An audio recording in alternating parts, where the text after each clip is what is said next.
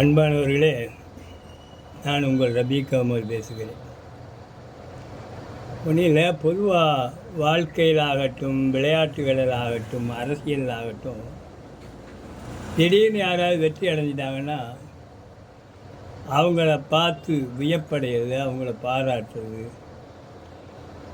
தேவைப்பட்டால் அவரோட நாமளும் கூட்டணி வச்சுக்கலாமே, அவரை பின்தொடரலாமே அப்படின்னு ஆசைப்பட்டு போவது, இதெல்லாம் இன்றைக்கி வழக்கமாக நடந்து கொண்டு இருக்கக்கூடியது தான். இப்போ சமீபத்தில் கூட பார்த்தோம், நம்ம சித்தாந்தம் கொள்கை கூட்டணி என்று பேசியவர்கள் கூட மாறி மாறி போய் விஜயினுடைய அமைச்சரவையில் ஆதரவளிப்பது, அமைச்சரவையிலேயே இடம் கேட்பது, அப்படியெல்லாம் போய்கிட்டு இருக்காங்க இல்லையா. இதெல்லாம் அவர் வெற்றி பெற்று விட்டார். இனி அவருக்கு தான் வெற்றி அப்படிங்கிற ஒரு நப்பாசை, ஒரு நம்பிக்கை, ஒரு சபலம் என்று கூட சொல்லலாம். அந்த அடிப்படையில் போய் சேர்றாங்க. ஆனால் இது எவ்வளவு காலம் நிலைக்கும்?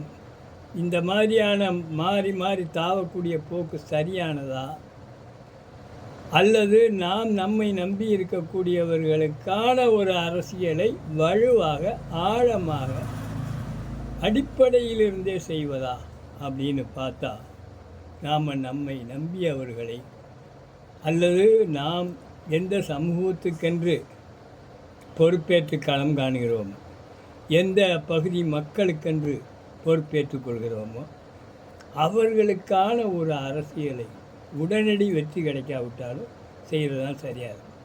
அந்த வகையில் சீமானை அவருடைய அரசியல் செய்யும் விதங்களில் நமக்கு ரொம்ப விமர்சனங்களும் ஒரு முரண்பாடும் இருந்தாலும் கூட அந்த உறுதித்தன்மை அது அவரை நம்ம பாராட்டுற மாதிரி தான் இருக்குது. ஏன்னா சர்வதேச அரசியல் பேசக்கூடிய இடதுசாரிகளாக இருக்கட்டும், அல்லது அம்பேத்கரை தன்னுள் வாங்கி கொண்டிருக்கக்கூடிய சில அரசியல் கட்சிகளாக இருக்கட்டும், இதுபோல் எத்தனையோ பேரை சொல்லலாம். மக அரசியல் தன் சமூகத்துக்கான அடையாள அரசியலை செய்யக்கூடியவர்களோட இப்படி வெற்றி பெற்றவங்க பின்னால் உடனே மாறி போயிடலாம் அப்படின்னு நினைப்பது இயல்பாக இருக்குது. அது மிக சரியான போக்கல்ல, அருமையானவர்களே. இதை ஒரு சின்ன குட்டி கதை மூலம் சொல்கிறதா இருந்தால், கோழி குஞ்சு பொரிக்கையில் வாத்து அடை காத்து குஞ்சு பொரிக்காது. வாத்து முட்டையை இந்த கோழி அடை வைக்கிறாங்க இல்லையா, கோழி முட்டையை வச்சு அதோடு சேர்த்து தான் ஒரு 5-6 வாத்து முட்டையும் வச்சு அது வாத்து குஞ்சுகளை பொரிக்கும். அப்போ அந்த வாத்து குஞ்சுகளையும் கோழி தனது குஞ்சோடையே கூட்டிக்கிட்டு அலையும். ஒரு தண்ணி இந்த மாதிரி கொஞ்சம் நீர் உள்ள பகுதிகளை பார்த்தா இந்த வாத்து குஞ்சு இயல்பாகவே அதில் இறங்கி நீச்சடிக்க ஆரம்பிச்சு. பரவாயில்ல, இது சின்ன குஞ்சு இவ்வளவு சாதனையாக உடனே நீச்சடிக்குதே, நாம் இதை ஃபாலோ பண்ணால் என்னன்னு நினச்சி கோழி குஞ்சு தன்னுடைய இயல்புக்கு மாற அந்த வாத்தை பின்பற்ற தொடங்கினா இது தண்ணியில் முங்கி சாவுறது தவிர வேறு வழியில். அதை தண்ணியில் இறங்கிடும், திரும்ப கரைக்கு வந்துடலாம்னா அதுவும் முடியாது. வாத்து குஞ்சு தண்ணியில் இறங்கும், அப்புறம் கரைக்கு வந்துடும்.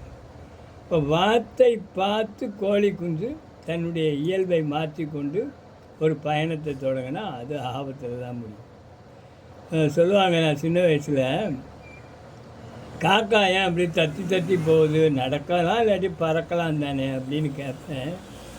அது பெரியவங்க சொல்லுவாங்க, காக்கா அன்னத்தை பார்த்து, அன்னப்பறவைன்னு அந்த காலத்தில் இருந்தால் அது அழகாக நடக்குமா, அன்ன நடைன்னு சொல்கிறாங்க இல்லையா. அன்னத்தை பார்த்து இது மாதிரி நம்மளும் ஸ்டைலாக நடக்கணும் கொஞ்சம் ப்ராக்டிஸ் பண்ணிட்டான். கொஞ்ச நாள் ப்ராக்டிஸ் பண்ணால் வரல காக்காய்க்கு, ஏன்னா இயல்பாக இருந்தால் தானே.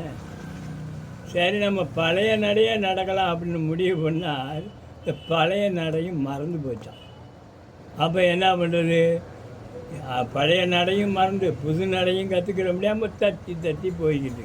அதுபோல தான் அரசியல் கட்சிகள் தங்களுடைய இயல்பான தங்களுடைய லட்சியமான போக்குகளை விட்டுவிட்டு இந்த மின்மினி பூச்சிகளை போன்ற ஜொலிப்புகளை ரொம்ப பெரியது நிலையானது அப்படின்னு நம்பி போனாங்கன்னா இவங்களுடைய இயல்பான பழைய சகாக்களையும் இழந்து பழைய தோழர்களையும் தொண்டர்களையும் இழந்து புதிய அரசியலையும் முழுமையாக செய்ய முடியாமல் ஒரு தடுமாற்றமான நிலை ஏற்பட்டுள்ளது. எனவே பொதுவாக இந்த திடீர் வெற்றியாளர்களை பின்தொடர்வதில் நாம் நமது அரசியலை இன்னும் வலுவாக்க வேண்டும், இன்னும் அடிப்படையிலிருந்து ஆணிவேரிலிருந்து உறுதிப்படுத்த வேண்டும் அப்படின்னு நினைக்கிறது தான் பொதுவாக எல்லாருக்குமான ஒரு சித்தாந்த ரீதியான அரசியலாக இருக்கும் என்பது என்னுடைய அபிப்பிராயம். யாருக்குமான ஆலோசனை